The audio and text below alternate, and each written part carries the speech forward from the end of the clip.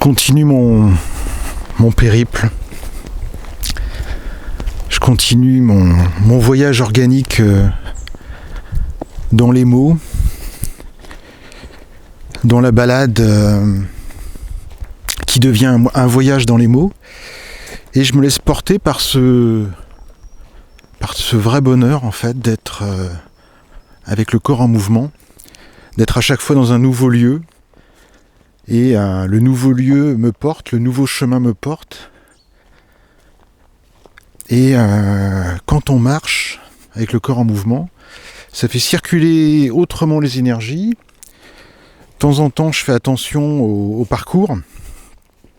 Et en faisant attention au parcours, le flux de ma pensée évolue et il y a des nouveaux messages qui arrivent. Donc ça, c'est super intéressant.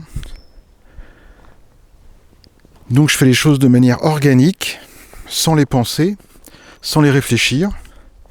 Et c'est après que je comprends pourquoi elles se font de cet ordre-là et pourquoi les messages et les transmissions me viennent les unes après les autres dans un ordre que je n'avais pas réfléchi et qui finalement trouve des révélations d'articulation. Donc ici on est sur un lieu qui est très très puissant énergétiquement, qui est la chaise de César. Alors la chaise de César, elle est là, on va y aller. Donc vous allez la voir. Tac tac tac. Voilà. Est-ce que vous la voyez, la chaise de César? Encore des efforts à faire sur le cadrage. Donc là, je suis au milieu d'une spirale énergétique. Et puis il n'y a personne, j'ai du bol. J'ai été bien inspiré ce matin de venir ici, où c'est la voiture qui m'a conduit. Donc là, c'est assez extraordinaire parce que à la fois, quand j'ai terminé une vidéo, j'ai l'impression que j'ai tout dit. Et puis le lendemain, il y a un nouveau sujet qui apparaît, qui me semble une évidence. Et ce matin, c'était la voiture qui m'a conduit ici, j'ai même pas réfléchi. Je me suis perdu, et nous voilà ensemble.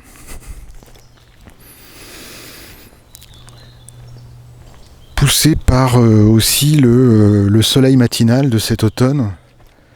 Donc il y a un truc, et c'est jouissif. Alors j'ai remarqué un truc aussi, c'est que petit à petit dans les vidéos, je me fatigue, le bras sans me rendre compte. Donc au début, vous voyez mes yeux, et après vous voyez ma gorge. Je vais dire, c'est pas grave. Le sujet du jour, c'est les 7 intuitions. Blanche-Neige et les 7 nains. Les 7 intuitions, les 7 messagers, le fait de considérer que mon esprit, mes pensées ne sont pas mes pensées. Donc ça, c'est le premier cap à passer. Et puis, on a tous connu ces situations où on est en train de parler. Alors, soit tout d'un coup, on oublie ce qu'on était en train de dire. Puis on se dit, mince, il y avait quelque chose, je devais te le dire. Je l'ai sur le bout de la langue. Et puis tout d'un coup, on trouve. Comme s'il y avait quelqu'un d'autre qui nous soufflait ce qu'on venait d'oublier. Mais en même temps, intérieurement, on a la mémoire du dossier, mais on a oublié le contenu. Donc c'est très étrange comme situation. Et puis, il y a la situation de connaître la petite voix qui nous parle, l'intuition, de se dire, tiens, je sens pas les choses de cette manière-là. Donc il y a une écoute intérieure, avec des petits messages. Il y a les guidances, les flashs. Et puis même dans une discussion, on se voit faire aussi de temps en temps en se disant là je suis plutôt dans un propos d'amour, des fois je suis un petit peu revanchard, des fois je suis en train de régler des comptes. on se voit faire dans la nature des messages que l'on propose, qui nous viennent à l'esprit, et puis que l'on transmet. Donc, cette histoire de quelle est la qualité des messages qui me parviennent, qu'est-ce que je partage aux autres, qu'est-ce que je comprends de moi-même, il y a un moment, je me suis rendu compte que en les passant ou en les découvrant les uns après les autres, ça a été comme une évidence de me dire, mais en fait, je suis pas tout seul. Je suis pas tout seul, mais c'est moi le chef. Donc on est plusieurs. Et déjà, je vais commencer, on va essayer de commencer en se disant, déjà on est 7. Je pense qu'on est bien plus, mais déjà si on est 7, c'est pas mal. Donc il y a 7 dimensions, il y a 7 Jackie. Et là je suis très vigilant sur ce point-là. Il y a 7 Jackie. Il n'y a pas 7 autres dimensions venues d'un ailleurs qui me parlent. Je suis très vigilant sur cette fréquence-là. Il y a 7 messagers, mais c'est toujours moi. Je ne m'invente pas un ailleurs de réception de messages. C'est-à-dire que je considère que tout vient de mon cœur pour me connecter à mon centre. Pour me connecter à mon individuation. Ma nature, mon essence. Et je suis à l'écoute au quotidien de ces 7 messagers. Je suis devenu à l'écoute de ces 7 messagers, ce qui n'était pas le cas au tout début. Au tout début, je considérais que j'avais un cerveau, un esprit, un messager qui était le fruit de mes réflexions. Et puis, j'avais pas forcément une représentation claire de qu'est-ce qui est de l'ordre de mes réflexions et ce qui est de l'ordre de mes intuitions, de mes flashs. Et aujourd'hui, pour moi, c'est clair. Je suis 7. Donc c'est comme si j'étais 7 personnes qui sont autour de la table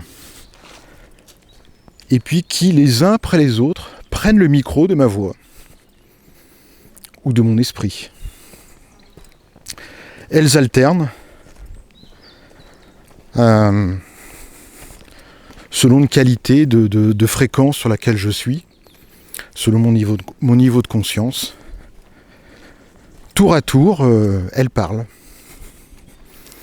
Et puis avec un petit peu de discernement, je peux laisser s'exprimer ces voix les unes après les autres, en faisant le distinguo. Donc la première voix, c'est le corps, c'est la conscience. La conscience au sens prendre conscience d'être vivant. Par le corps, par la matière, par mes organes, par mes ressentis du corps. Donc ça, là, je suis très à l'écoute de ces messages. Surtout quand on a une nature hypersensible, ce sont les 5 sens qui sont toujours en train de raconter plein de trucs. Sur un corps qui est fatigué, sur un corps qui est en pleine forme, sur un corps qui adore la dimension de sensualité, de chair, de la manière de goûter la vie et de goûter les aliments. Donc je suis très à l'écoute de sa sensibilité ou de ma sensibilité corporelle. Donc lui, il m'envoie des messages pour me dire je suis en confort, c'est pas confort, c'est doux, c'est rugueux, et tout ça, c'est plein de messages que j'écoute au quotidien. C'est très jouissif d'écouter son corps. Le deuxième messager, c'est le corps émotionnel, ce sont les émotions. C'est aussi la victime. C'est celui qui dit, la petite voix qui nous dit par son langage, puisque chaque messager a une nature de langage qui est différente. Donc c'est comme ça qu'on les distingue aussi. Donc lui, le corps émotionnel, me parle avec les émotions. Il me parle avec ses désirs, avec ses envies. Et c'est lui qui me dit, bah tiens, ce serait cool de faire une vidéo. Et c'est la petite voix émotionnelle, qui est un langage subtil, les émotions, intériorisées, du c'est juste ou c'est pas juste. Donc c'est une voix qui nous place soit dans la notion d'injustice, qui cherche de la justice, soit dans une notion de justesse. Il a trouvé son équilibre. Souvent dans une compréhension de la dualité, de la dépasser, de la voir, de l'accueillir. Et il dit ok, bon bah là c'est juste. Ou c'est juste dans cette situation, ou c'est juste pour ce que je crois être moi. Et puis c'est la victime. Victime de la situation.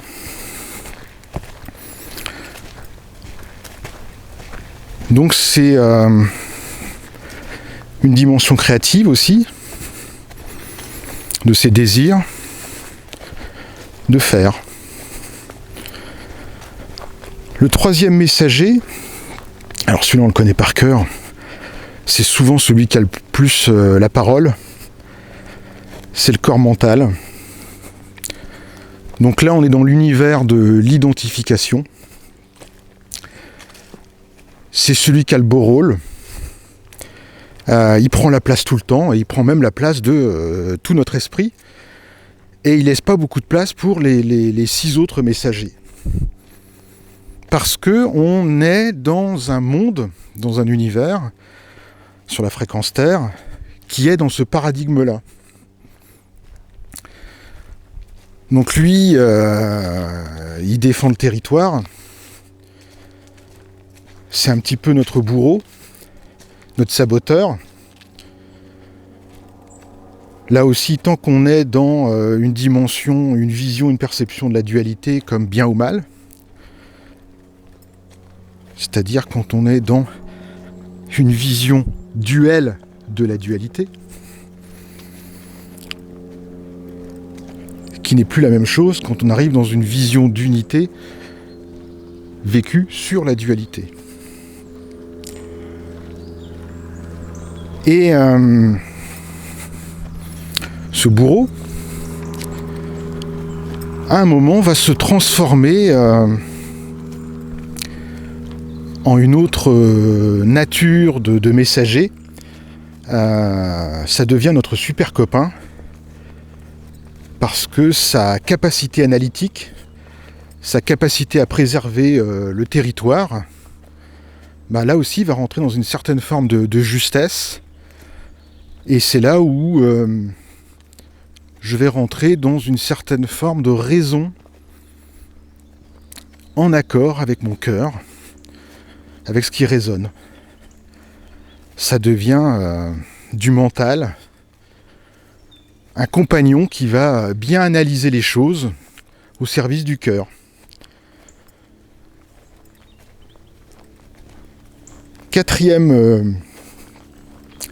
Le quatrième messager, bah, c'est le messager du cœur. Alors lui, il est en situation de lien. Il veut aider tout le monde. C'est le sauveur. Donc c'est la situation de lien, de collaboration, d'aide que l'on peut provoquer, que l'on peut mettre en mouvement pour soi, pour les autres. Et lui, c'est la dimension sentimentale. Donc il y a une dimension de coordination, de lien, d'échange, qui à un moment est perçu comme conditionnel, puisqu'on est encore parfois dans un processus de dualité. Et quand il évolue, ce messager du cœur, il est simplement dans le don. Donc ce n'est plus unilatéral dans la relation aux autres, c'est je donne, et je n'attends rien en retour. Il n'y a pas de condition. En étant dans la justesse.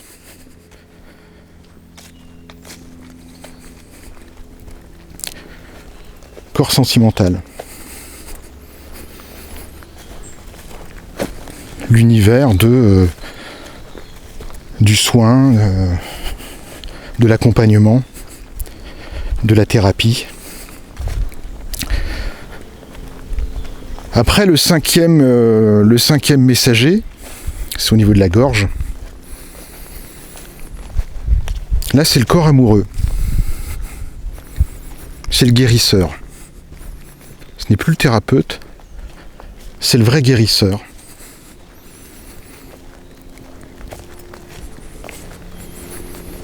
Donc c'est notre capacité à émettre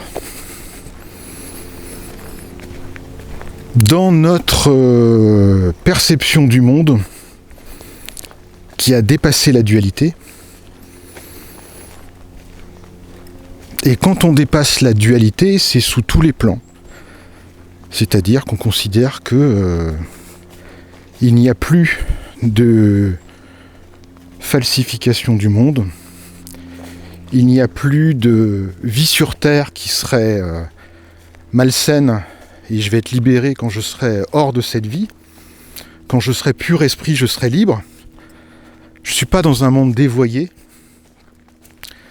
Non, je suis tombé en amour du monde tel qu'il est. Je suis tombé en amour de moi-même, de mon individuation, de mes atouts, de mes faiblesses.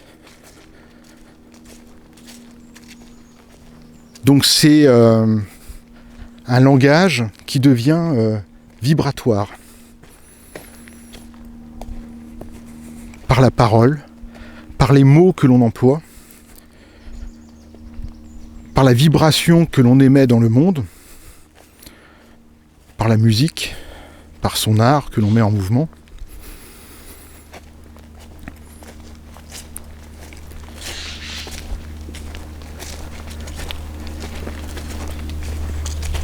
Et puis on intègre le sixième messager, la sixième intuition, au niveau du troisième œil. Là on est dans le corps conceptuel. Son langage c'est le symbole, la symbolique. Alors lui c'est le messager qui nous raconte comment ça marche.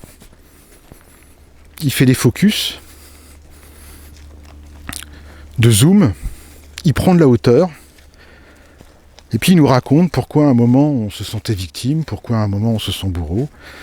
Il nous raconte les programmes de vie et puis il nous explique ce que c'est qu'une croyance, ce que c'est que tel et tel archétype. Donc on est dans une autre forme de perception sur le vivant qui est celle de nous expliquer les programmes. Nous expliquer le pourquoi du comment. Il nous raconte les architectures des choses. Il met du sens, de la signification sur quelque chose qui parfois n'en a pas. Messager très subtil.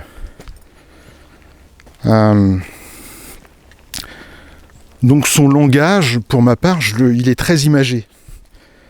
Il va me parler avec des morceaux de film, avec ma mémoire, avec des flashs. Donc il me donne comme ça des messages de films en mouvement, avec parfois les sons, les odeurs. Donc il me met dans des situations de je suis extérieur à moi-même et je vois la scène autrement. Ou alors il me donne des explications comme le ferait un enseignant.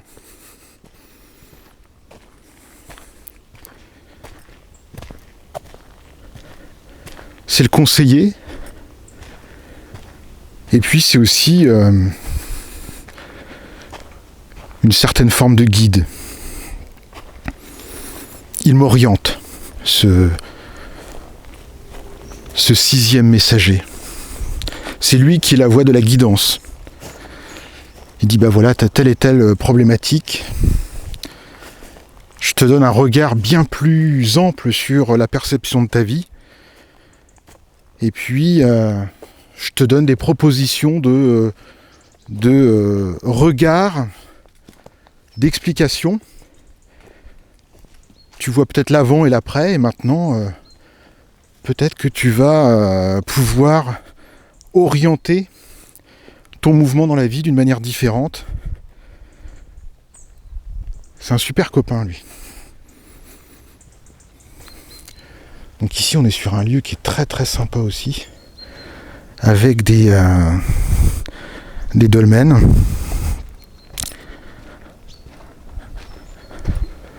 Donc je vous laisse voir un petit peu les bébés.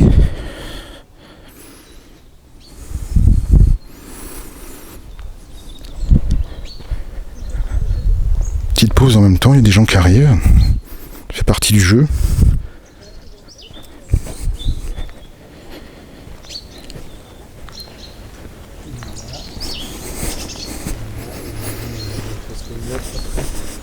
Bonjour.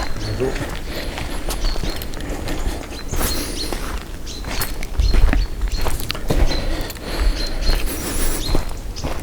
Et puis il y a le septième messager, l'esprit, le corps spirituel. Et lui, c'est son langage, c'est la sagesse. Lui, il connaît déjà toute l'histoire, il connaît le programme de vie, il connaît les concepts, il connaît les blessures. Il connaît toutes les étapes subtiles.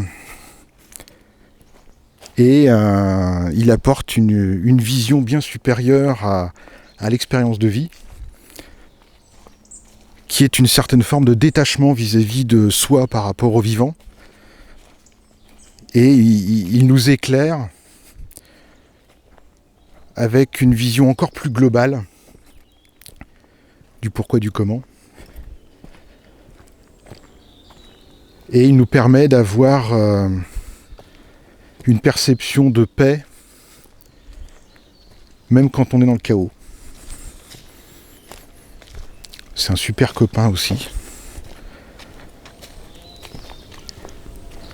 Donc c'est cette voie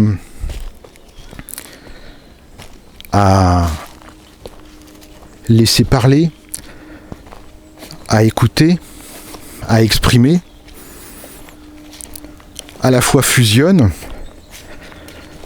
à la fois on comprend qui est en train de parler à travers mon esprit et ma voix.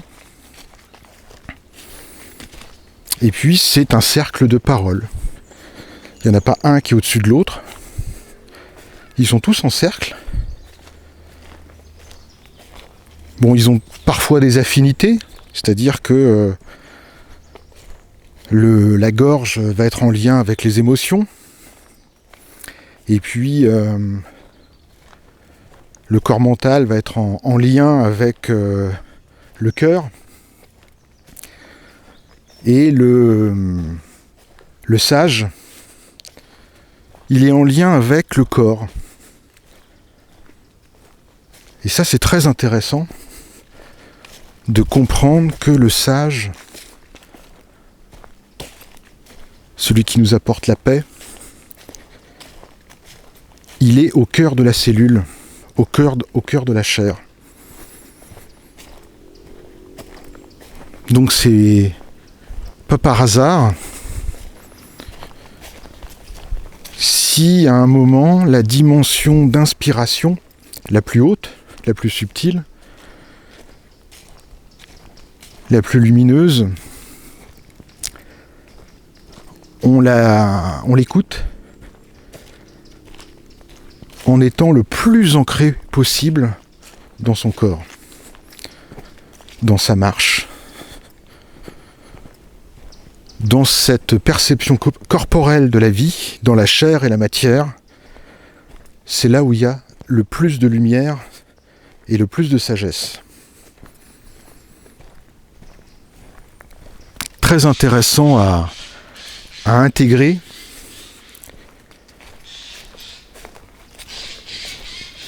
Et très intéressant à comprendre que une fois que j'ai fait la part belle, une fois que j'ai laissé s'exprimer ces 7 messagers, ces 7 intuitions reconnues, ben après je les oublie. C'est-à-dire que je quitte une certaine forme de contrôle sur moi-même et je me laisse porter. Je me laisse porter par l'addition de ces 7 messagers qui m'amènent à autre chose. Qui m'amènent à des visions et des perceptions encore plus subtiles, puisque ces 7 messagers sont le premier pas pour aller aux 12 messagers, à 12 archétypes, qui sont encore plus dans la subtilité. Déjà, si on intègre les 7, c'est pas mal.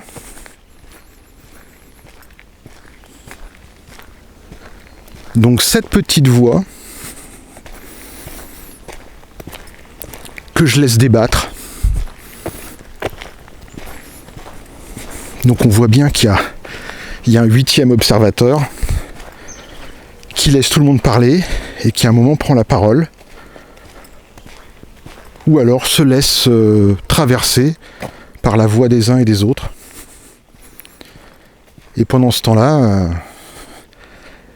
il y a les autres messagers qui nous tirent un petit peu sur le corps, sur les émotions et sur notre hypersensibilité, qui est là pour dire non mais t'es pas raccord entre ce que tu racontes, ce que tu dis,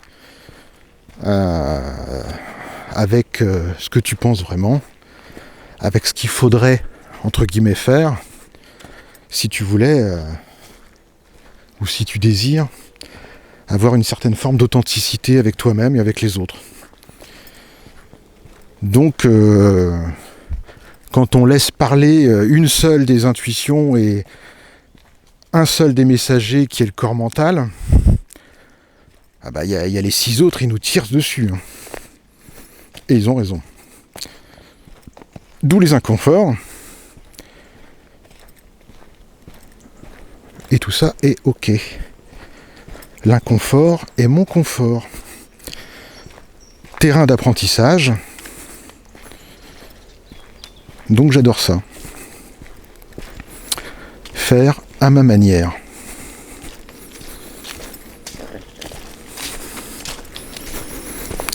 Voilà le petit message du jour qui, j'espère, peut-être vous ressentirez à votre tour les mêmes manières de se percevoir dans cette schizophrénie des personnes à l'intérieur de soi, mais extrêmement jouissive. À bientôt.